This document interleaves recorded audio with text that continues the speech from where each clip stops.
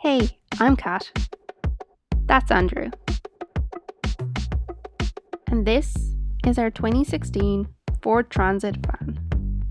She's 148-inch wheelbase, high roof, and hopefully soon to be our home base as we travel around Europe.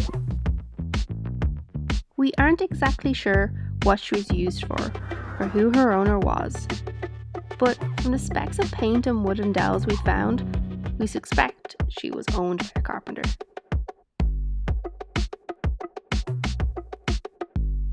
You know I've been thinking about this.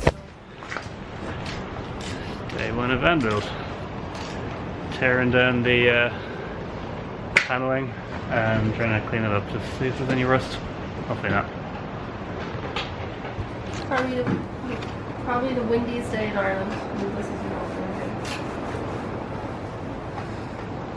When I look, this bulkhead will come down. I'd like to disconnect these lights because they're useful, but they're draining the battery. Here's one piece down. It looks okay. It's perfectly clean. I was a little worried. This one's next. Get all this stuff down. Maybe get these ones off the back. This crap up is coming up anyway. And if we're lucky, we might get this thing down this weekend. But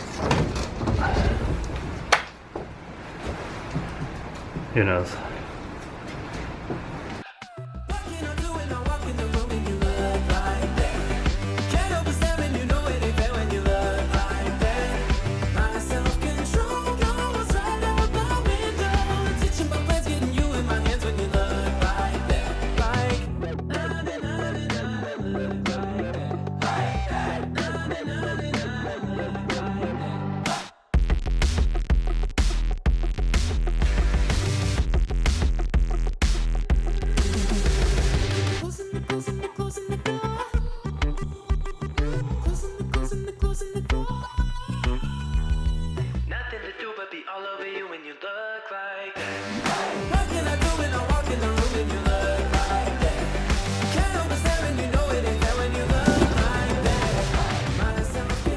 Taking down the bulkhead, and we can finally see how big the van is gonna be, or to a large extent. It's actually business card for insuringgo.ie. it was actually really simple to take out, and you just had to take a couple of bolts off, and it's down. Now we just need to figure out if we want to keep this or make our own so it's higher, so we've got a bit more headroom. But yeah. This is going. Yeah, we have to replace the double seat with a single seat for legal reasons in Ireland, or insurance reasons. This is really cool though. I don't know if the new seat has anything electrical in it, but if it does, the connector is here and stuff and everything. Like it's fully set up to take any kind of seat, it looks like. Cool. So you could have a heated seat. This didn't exist anywhere on YouTube, but if you're replacing a Ford Transit double seat with a single, it looks like the spare bolt hole is actually there. We had a look the other day and couldn't see it, so we were getting a bit nervous. Here's the zoom. That one. That bolt hole in the background there is the one I was looking for. And I'm hoping that there's another one on the far end under this bit of plastic somewhere.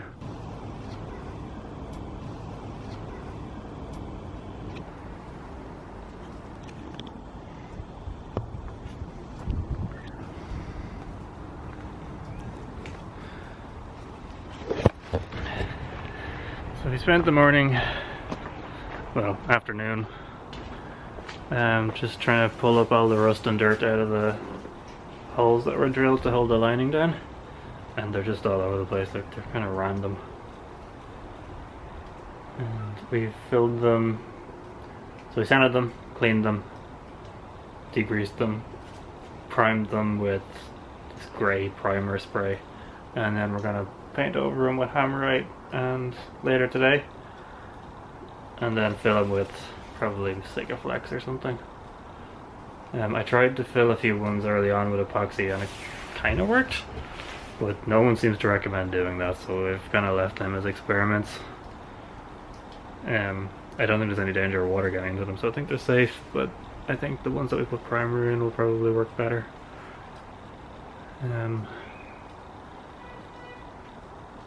That's it. All that I want is more than you can give me. All that I need is a simple life. The hard thing with having a fan with a white floor that you're trying to get clean, keep clean, so you go outside to the muck, walk back in, and in 2 seconds the place is filthy again. We even have a mat outside. On me. Don't give up, don't you give up on me. Don't give up, don't you give up on me. Don't give up, don't you give up, don't you give up on me.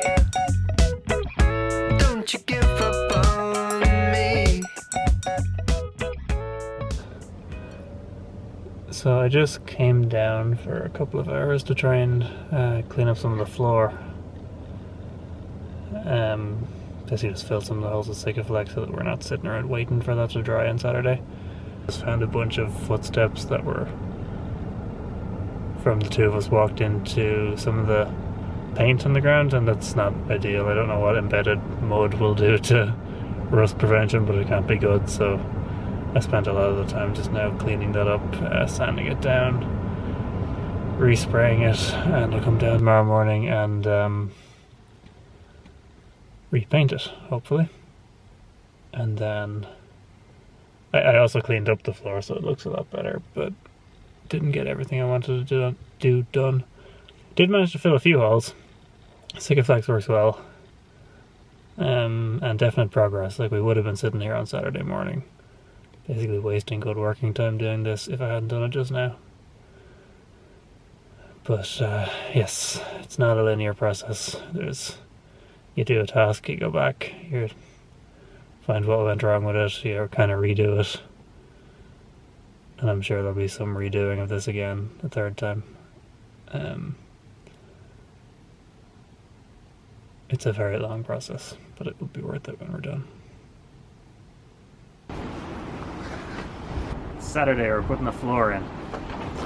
As you can see, Andrew's happier now. We've had a few days to get over the trauma of the floor, and the weather has improved, which really helps when you're working outside. We're going to put down some battens. They are 25mm thick. They're treated wood, so I make it a bit more rot resistant, even though it shouldn't really need it. Pressure treated, and then we're going to put some 25mm polyiso board in, so it'll fit neatly in between the battens. And then we're going to tape it all down with aluminium foil tape to create somewhat of a moisture barrier under there, and then tape it, seal it around the edges, so that at the very least our floor will be moisture proof. After that, we've got 12mm plywood to put down, so we got to put that into the right shape, put it down, make sure it's shaped right, then varnish it, then screw it into the battens. Get it on the floor, hopefully.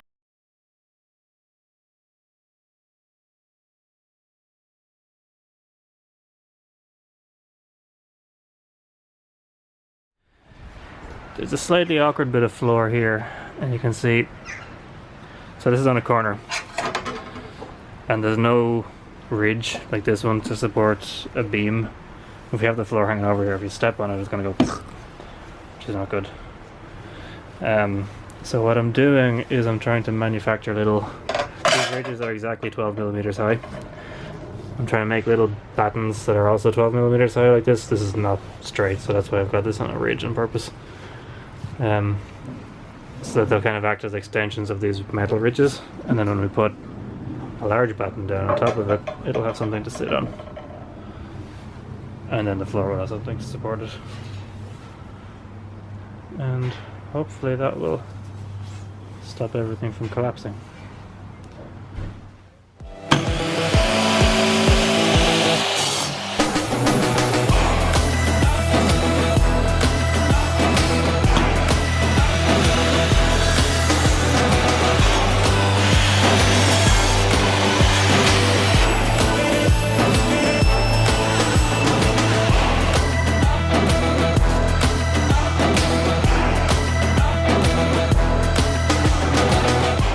day 500 and we're still on the floor.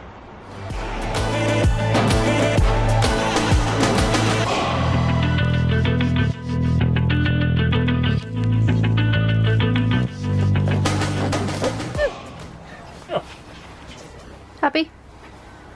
Delighted.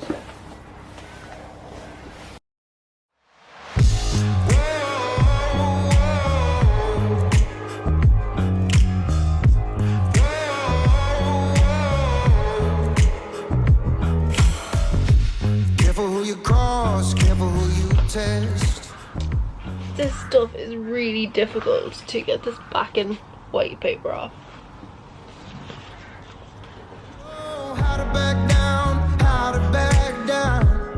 No, I don't know how to back down, how to back down. Careful, I'm a lion, don't test my pride. Standing like a mountain, looking the devil right in his eyes. Know how to back down, how to back down. No, I don't know how to back down, how to back down. No, I don't know how to back down, how to back down. It's getting late, it's getting cold, my toes are freezing. I have resorted to socked feet because I keep walking dirt into the fan and I'm so fed up of cleaning the floor. It's really interesting though because it kind of shows you how cold this is to stand on it. It is so cold, whereas if you didn't put your foot on this, it's beautiful. So we are, at least it's going to keep us warm all this effort, hopefully. This is the old floor from when it was a panel van. It's all chipped to bits. There were screws coming through it, obviously. But surprisingly, it still works as a template. We're going to make the wheel wells a little bigger because they're quite tight, so we don't have to rip the paper barrier that's been lovingly putting together. But otherwise it seems perfect, like fit-wise at least, so I'm going to start drawing the shape of this out onto our much thicker pieces of ply and start cutting it, and we should have sections on the floor hopefully. No, I don't know how to back down, how to back down. I am a fighter. I am a fighter. I am a fighter. I am a fighter.